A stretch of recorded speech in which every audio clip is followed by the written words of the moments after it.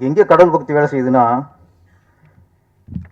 இங்கே இருக்க தயாரிப்பாளர் டாக்டர் செந்தில்வேலனும் அவர் திரைப்பட தயாரிப்பாளர் அல்ல, அவர் தொழில் டாக்டர்.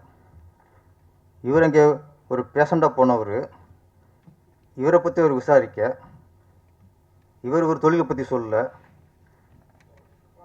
அங்கே ஒரு டாக்டர் வந்து இவரை டைரக்டர் ஆக்குறார். அங்கே தான் கடவுள் இருக்கார். அது முயற்சி திறமைக்கலாம் அடுத்த விஷயம். அப்போ அங்கே கடவுளை நம்பி ஆகணும். இன்னும் நல்லா சொன்னார், செந்தில்வேலன் எனக்கு சிவன், சூனா மேடம் எனக்கு சக்தி. நம்ம சாமியை வந்து கோயிலில் தேடணும் அவசியம் இல்லை, அங்கே போய் சிலையில் பார்க்கணும் அவசியம் இல்லை. தக்க சமயத்தில் நம்ம வாழ்க்கையில் யார் உதவி பண்ணுறாங்களோ அவங்க தான் கடவுள். அங்கே கடவுளுக்கு உருவம் இருக்குது. இந்த பூகோளத்தில் முதல் தலைவன் தமிழன் தான். இந்த பூமியிலே முதல் தலைவன் முதல் மனிதனும் தமிழன் தான். ஆனால் நம்ம பெரும்பிச்சிட்டு கொண்டிதான் நாங்கள் தான் ஆதி தமிழன், நாங்கள் தான் மூத்த தமிழன் எல்லாம் நம்ம சொல்லிக்க வேண்டிதான், மற்ற சொல்ல மாட்டாங்க. நம்ம பெருமையை நம்ம சொல்ல வேறு யார் சொல்கிறது? அப்போ உண்மையை திருப்பி சொல்லிட்டு இருந்தால் தான் நமக்கே நம்ம தான் மூத்த குடிமகனும் அப்படின்னு ஞாபகத்துக்கு இருந்துகிட்டு இருக்கோம். நல்ல வார்த்தை போட்டார், முதல் மனிதன் சொல்ல முதல் தலைவன் தமிழன் தான் உலகத்திலே மிக சிறந்த தலைவன். அது தமிழனுக்கு தமிழ் நம்மளா தலைவன் நடிச்சு கொண்டிதான் என்ன, அது ஒரு உற்சாகம் தானே, ஒரு நல்ல வார்த்தை.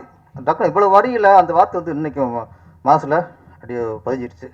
இப்போ விஜய் சார் வந்து அரசியலுக்கு வந்துருக்கிறாரு. இன்றைக்கி சம்பளம் 150 கோடி 200 கோடி சொல்கிறாங்க.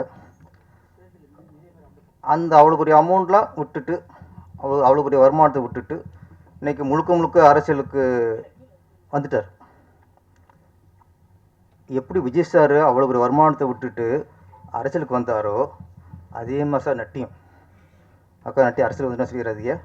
நம்ம தலைப்பு ரெடி ஆயிடுச்சு, ஹெட்டிங் ரெடி ஆயிடுச்சு.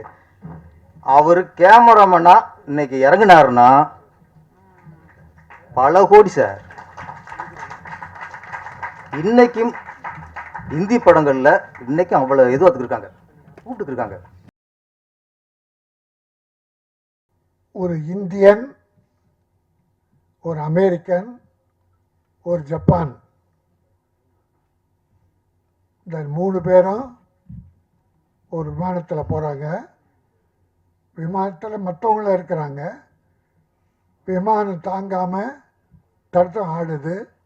இப்போ யாராவது ஒருத்தர் குதிச்சா இந்த விமானத்தை காப்பாற்றலாம் அப்படின்போது 3 பேர் கடவுளை வேண்டிக்கிறாங்க. கடவுளே, என் இந்தியாவை காப்பாற்று. அமெரிக்கன், என் அமெரிக்காவை காப்பாற்று. ஜப்பான்காரன், ஜப்பானை காப்பாற்றுன்னு கடவுளை வேண்டிக்கிறான். ஜப்பான்காரன் கடவுளை வேண்டிக்கிறான், கடவுள் ஆசீர்வதிக்கிறார். அமெரிக்காக்காரன் கடவுளை வேண்டிக்கிறான், ஆசீர்வதிக்கிறார். இந்தியாக்காரன் கடவுளை வேண்டும் போது கடவுளே அழுறார். கடவுள் ஓன்னு அழுறார். என்னன்னா, இந்தியாவை காப்பாற்றி இந்தியனே இல்லை, சரியா? இந்தியாவிலே ஆட்கள் இல்லை. ஆக எல்லாரும் சேர்ந்தாலும் இந்தியாவை காப்பாற்றுறது கஷ்டம் அப்படின்னு ஒரு உதாரணம் சொல்லுவாங்க. அதெல்லாம் பொய். அப்படிப்பட்ட உதாரணங்களை சூது மனம் படைத்தவர்கள், குறைபாடு மனம் படைத்தவர்கள் தான் சொல்லுவாங்க. ஃபர்ஸ்ட் ஆஃப் ஆல் இந்த படத்தோட கதையை வந்து குணா சார் எக்ஸ்பிளைன் பண்ணப்போ வந்து நான் ஒரு சேரில் நார்மலாக தான் உட்காந்துட்டு இருந்தேன். போக போக போக போக அந்த சேரோட நுனியில் வந்து கேட்க ஆரம்பிச்சிட்டேன், சார் நெக்ஸ்ட் என்ன அந்த மாதிரி ஒரு எதிர்பார்ப்போடு போச்சு அந்த கதை. அதே மாதிரி தான் எங்கள் படத்துலையுமே நீங்கள் நெக்ஸ்ட் என்ன எக்ஸ்பெக்ட் பண்ணுற அளவுக்கு தான் எங்களோட ஃபிலிமும் இருக்கும். ஒரு சஸ்பென்ஸ் த்ரில்லர் மூவி எடுக்கிறது அவ்வளோ ஈஸி கிடையாது, ரொம்ப கஷ்டமான விஷயம். அந்த ஆடியன்ஸை ஒரு த்ரில்லிங்காக கொண்டு போகிறது. கண்டிப்பாக அவங்க எல்லாரையுமே வந்து ஒரு த்ரில்லிங்காகவே கடைசி வரைக்கும் என்ன நடக்க போகுதுன்னு ஒரு எக்ஸ்பெக்டேஷனோட இந்த படம் அந்த கதை இருக்கும்னு நான் வந்து தெரிவிக்கிறேன். செய்திகளை உடனுக்குடனும் துல்லியமாகவும் தெரிந்து கொள்ள சப்ஸ்கிரைப் பண்ணுங்க.